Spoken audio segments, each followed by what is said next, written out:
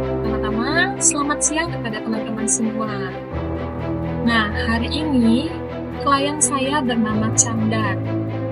Nah, Chandar ini berusia 19 tahun dan sedang menempuh jenjang pendidikan. Nah, klien saya bernama Chandar ini merupakan anak pertama dari 3 bersaudara, yang dalam artian Chandar ini masih memiliki 2 adik-adik yang masih dalam proses menempuh pendidikan atau sekolah. Nah, latar belakang Chandar sendiri, Chandar merupakan anak yang pintar serta rajin dalam membantu ibunya dalam mengurus pekerjaan rumah. Nah, Ibu Chandar sendiri merupakan sosok orang yang baik. Nah, beliau juga sangat menyayangi dan mengedepankan anak-anaknya. Dan juga beliau juga merupakan orang yang tidak pernah memberikan tekanan-tekanan yang dalam tanda kutip tekanan-tekanan khusus kepada anak-anaknya. Oleh karena itu, Chandar serta adik-adiknya begitu menyayangi sosok sang ibu setelah kepergian sang ayah. Ayah Chandar merupakan sosok yang begitu dikagumi oleh anak-anaknya. Ayah Chandar juga telah meninggal beberapa tahun yang lalu ketika Chandar masih kecil. Oleh karena itu, Ibu Chandar memiliki peran yang penting atau double peran dalam kehidupan keluarganya. Dalam artian, Ibu Chandar menjadi peran sosok sang ibu. Kemudian Ibu Chandar juga menggantikan peran dari sosok sang ayah. Nah, untuk memenuhi kebutuhan keluarga, Ibu Chandar bekerja di sebuah toko roti atau toko kue dengan Chandar yang memang sesekali membantu ibunya jika ibunya memerlukan bantuan sang anak. Nah, ayah Chandar seperti sebelumnya, Ayah Chandar merupakan sosok yang begitu memotivasi. Namun, Ayah Chandar telah meninggal beberapa tahun yang lalu ketika Chandar masih kecil. Nah, karena sosok beliaulah, Chandar memiliki motivasi yang sangat besar dalam menghadapi dan menjalani kehidupan sehari-hari. Oleh karena itu, Chandar begitu menyayangi, amat sangat menyayangi sosok sang ayah tersebut. Selain itu, Chandar juga tidak pernah berpikir untuk mendapatkan anggota baru dalam keluarganya atau sekedar berpikir untuk menggantikan sosok sang ayah di dalam kehidupannya. Maka dari itu, Chandar sangat ingin keluarganya bahagia dan kemungkinan Chandar juga merasa sudah cukup dengan kehadiran ibu, adik-adiknya, serta dia dalam keluarganya, sehingga Chandar tidak pernah berpikir untuk mendapatkan anggota keluarga lain atau menerima anggota keluarga lain di dalam kehidupannya. Hingga pada saat ini, baru-baru ini, Chandar mendapatkan sebuah keputusan. Lebih tepatnya, Ibu Chandar memiliki sebuah keputusan untuk menikah lagi. Nah, Chandar yang mendengar keputusan sang ibu merasa bingung. Dia merasa bingung ingin merespon seperti apa dalam mengungkapkan perasaannya. Karena di sisi lain, Chandar masih merasa sangat begitu amat menyayangi sang ayah, sehingga sangat sulit bagi dirinya untuk menerima sebuah keputusan jika ibunya akan menikah lagi. Namun di sisi lain, ibunya juga memiliki sebuah keputusan yang dimana mungkin Chandar tidak tahu alasan dari sang ibu ingin menikah lagi. Nah, Ibu Chandar ingin menikah dengan seorang laki-laki yang memiliki restoran Cina, yang memang restoran Cina tempatnya terletak dekat dengan toko kue di mana tempat Ibu Chandar bekerja. Oleh karena itu, terkadang sosok calon ayah barunya ini kadang pergi ke rumah Chandar, sedang menyapa Chandar dengan saudara-saudaranya. Namun di sisi lain, Chandra juga merasa bingung. Bagaimana sih respon yang akan dia berikan sementara hatinya masih sangat sulit untuk menerima orang tersebut atau laki-laki tersebut. Oleh karena itu, pikiran, perasaan Chandra sekarang menjadi amburadul dan kacau balau. Oleh karena itu, Chandra berniat untuk melakukan konseling pada seorang guru BK yang memang dia ingin mendapatkan solusi atau sedikit pemecahan masalah, apakah keputusan ini memang benar atau tidak. Oke, oleh karena itu simak konseling selanjutnya.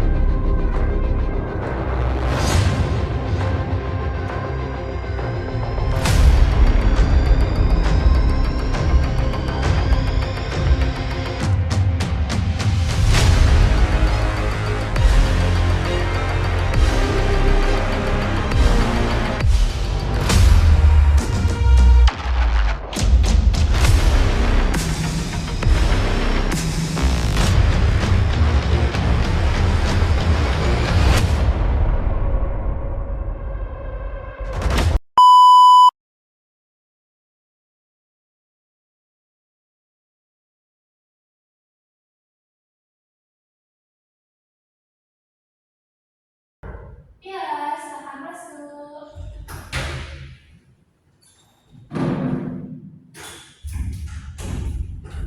Selamat siang, Ibu. Siang.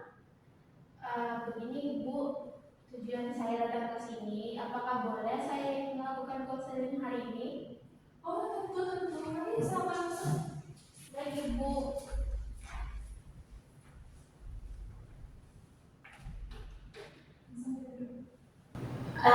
Sebelumnya saya mengucapkan terima kasih Ibu karena Ibu telah meluangkan waktu dan mengizinkan saya untuk melakukan konseling ini. Nah, sebelumnya perkenalkan saya Chandra. Oke, sebelumnya Ibu juga mengucapkan terima kasih kepada Chandra karena telah mau datang ke ruangan Ibu dan melakukan konseling. Nah, sebelumnya Ibu juga ingin memperkenalkan diri terlebih dahulu secara formal karena Ibu pernah mendengar sebuah pepatah mengatakan bahwa tak kenal maka tak sayang, kan begitu. Maka dari itu, perkenalkan nama Ibu Putu Eka. Ibu salah satu guru konseling di sini dan Ibu berasal dari Jalan Cempaka.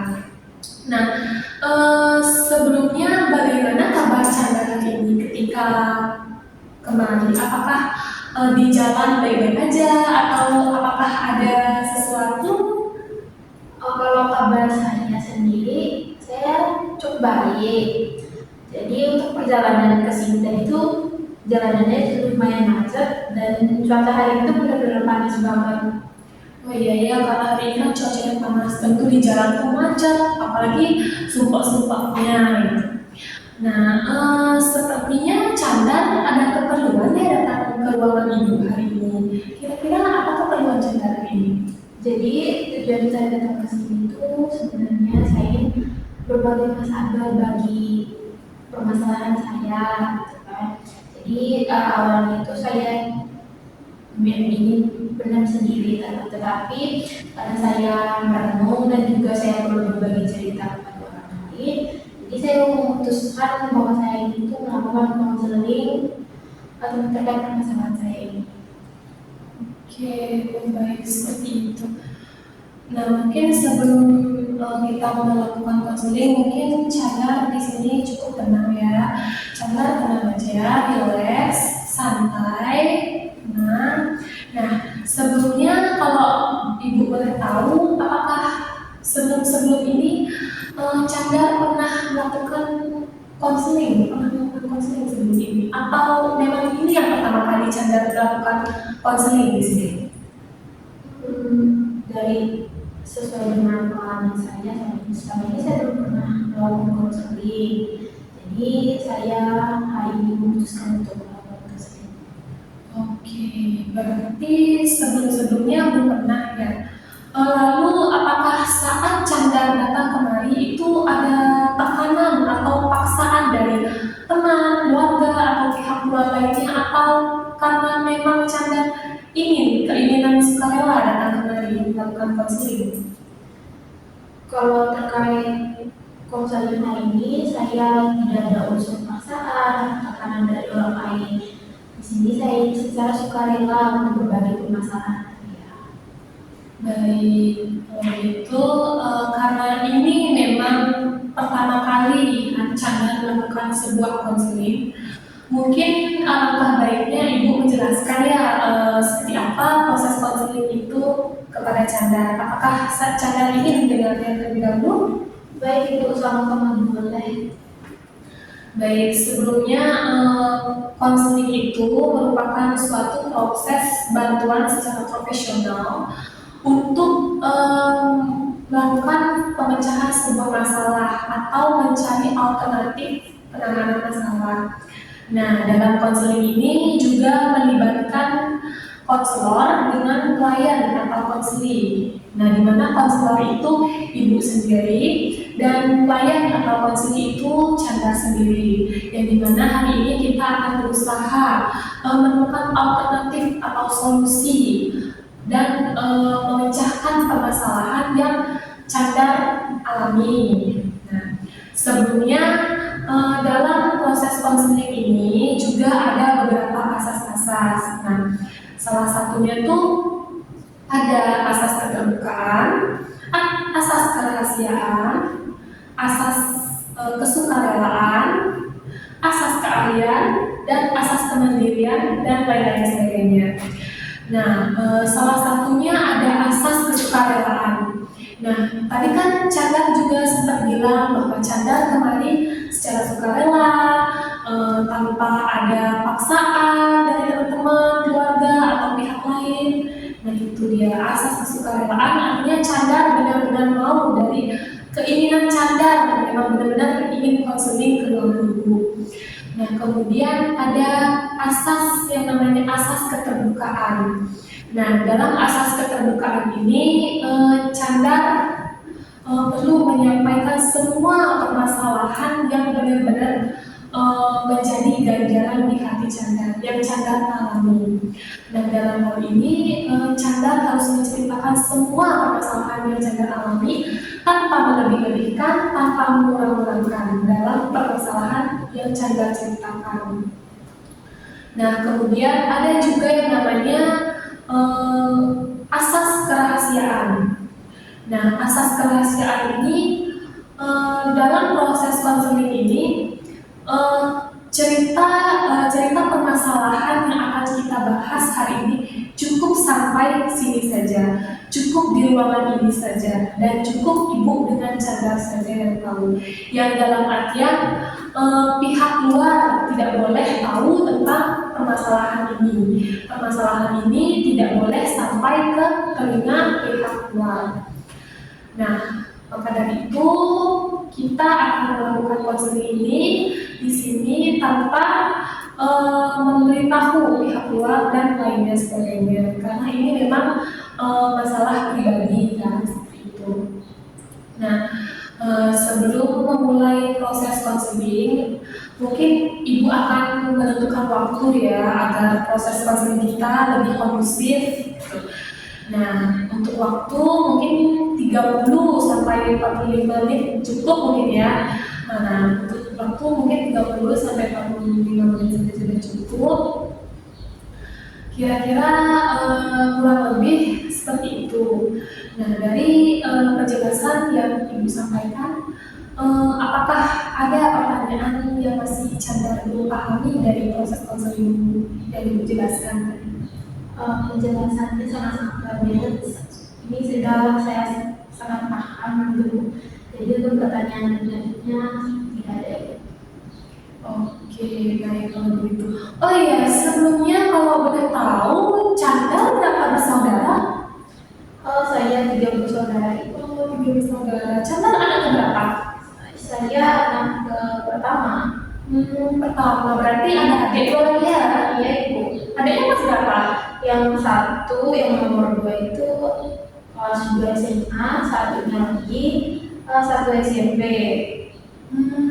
Seperti itu ya. Oke, berarti tiga bersaudara. Adiknya di sekolah. Oke. Dan gimana kalau kita langsung saja ke proses konseling untuk meminimalisir waktu. Kira-kira kalau Ibu boleh tahu apa yang menjadi permasalahan Chandra? Apa yang mengganjal di hati Chandra selama ini? Jadi begini Bu, akhir-akhir ini saya suka berpikir tentang ibu saya, dimana beliau dari kemarin beliau sudah ngomong bahwa beliau ini menikah lagi. Menikah lagi? Maksudnya kayak gimana? Beliau ini atau sebenarnya ayah saya ini, beliau sudah meninggal waktu saya SMP, dimana waktu itu saya merasa sangat terpukul, tapi ibu saya sendiri dia sudah menemukan seseorang yang sudah klop dengan beliau, jadi beliau memutuskan untuk menikah lagi. Seperti itu.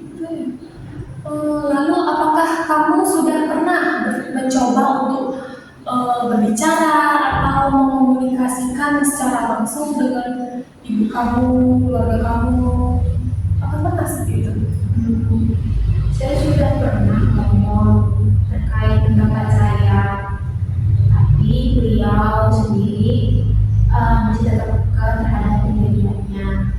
Nah, di sini saya itu merasa sedikit tertekan. Saya juga berpikir terkait ibu saya, jika beliau akan menikah lagi, saya takutnya beliau ini tidak merasakan kasih sayang, atau bisa dibilang beliau juga tidak terlalu memperhatikan anak-anaknya nanti. Oke, jadi kamu merasa sedih, sedikit tertekan, mungkin khawatir ya akan keputusan yang ibu kamu coba ambil. Mungkin kamu bisa jelaskan perasaan sedih seperti apa, perasaan khawatir seperti apa yang mungkin kamu rasakan yang mengganjal saat ini di hati kamu.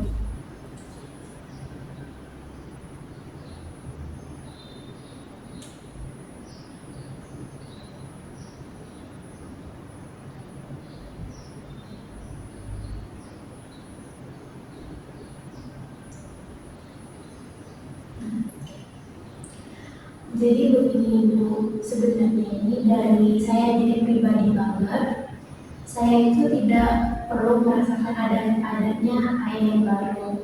Mengapa saya bilang begitu? Karena saya ini masih sangat sayang terhadap ayah saya. Saya masih tetap kekeh bahwa saya itu hanya mempunyai satu ayah. Nah, saya juga ingin adik-adik juga ingin merasakan tetap mempunyai satu ayah saja. Tapi selain itu juga yang pertama kali waktu saya pindah itu, saya juga merasa khawatir kepada ibu saya takut beliau itu salah memilih pasangan, saya takut bahwa beliau nanti itu akan merasakan hal-hal yang seperti di luar sana itu, seperti kayak KDRT gitu loh Bu. Saya takut beliau nanti itu akan merasakan hal tersebut. Saya menyayangi adik saya gitu, saya takut mereka nanti setelah menemukan ayah yang baru, mereka lupa sama ayah kandungnya sendiri, begitu Ibu. Oke, Ibu mengerti apa yang kamu rasakan. Mungkin kamu merasa khawatir, sedih karena keputusan ibu kamu saat ini, apalagi ibu kamu ingin menikah lagi, kan kamu jadi merasa khawatir dengan hal tersebut. Oke, jadi mungkin dapat Ibu simpulkan sementara dari permasalahan ini, kamu merasa sedikit sedih, sedikit khawatir juga karena ibu kamu memutuskan ingin menikah lagi dengan orang lain, karena sementara di sisi lain kamu masih sangat menyayangi almarhum ayah kamu gitu kan. Nah, terlebih lagi di samping itu kamu juga takut dan khawatir akan keputusan yang ibu kamu lakukan ini. Takut takut beliau mendapatkan pasangan yang tidak pas dan lain-lain kan. Nah, kamu juga merasa khawatir jika suatu saat nanti ibu kamu sudah menikah, kalian tidak akan diperhatikan lagi oleh ibu dan ibu lebih memilih bersama keluarga barunya. Mungkin kurang lebih seperti itu ya. Iya ibu, seperti itu. Oke, sekarang ibu coba mengajak Chandar untuk bermain peran. Apakah Chandar mau? Boleh ibu.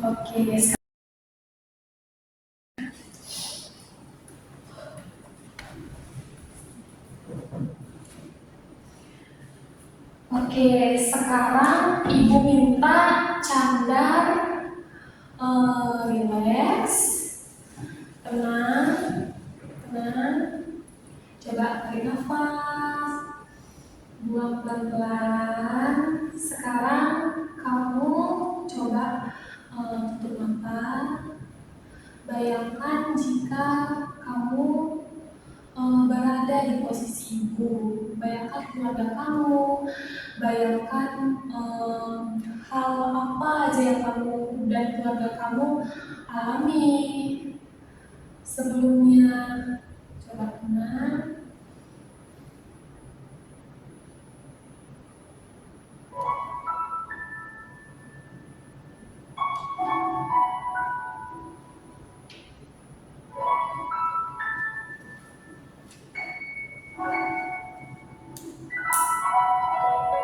Engkaulah nafasku yang menjaga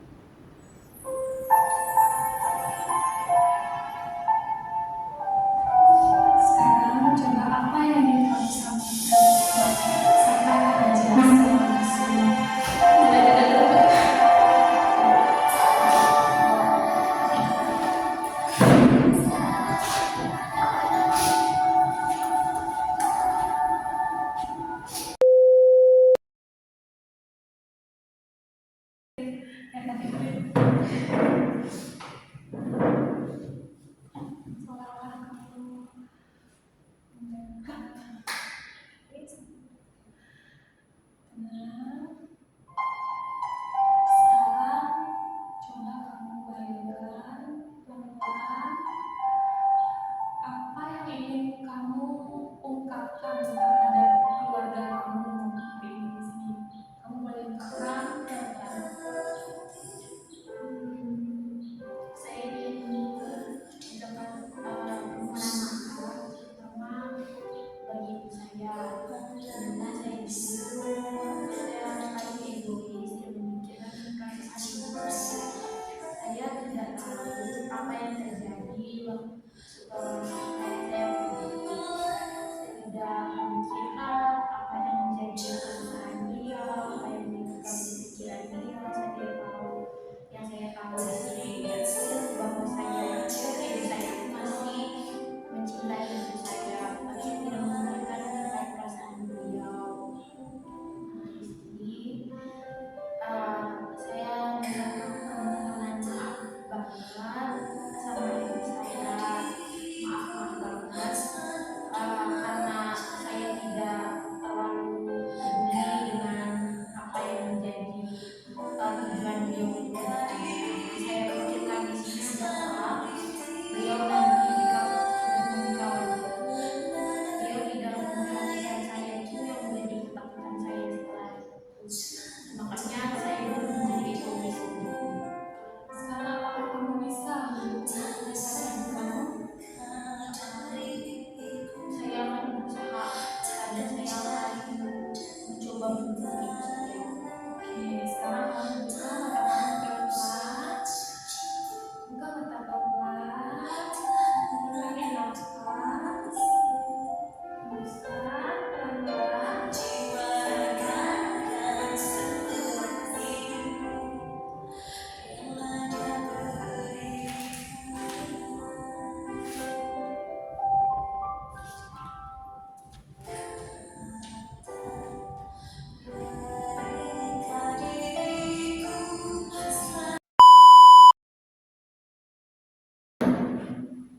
Gimana perasaannya Canda? Apakah udah lebih tenang? Sudah lebih tenang.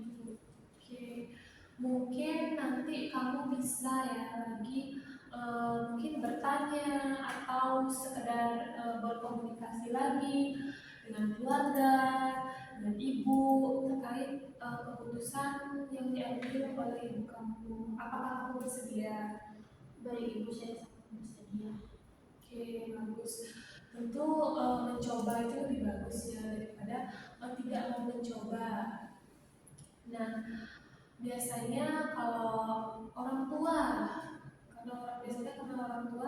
kalau ingin menikah lagi itu tentu ada sesuatu hal, entah itu beliau tidak bisa di finansial, karena secara yang kita tahu ibu kamu kan sudah sendiri, hanya tinggal memiliki kamu dengan saudara-saudara kamu, dengan adik-adik kamu.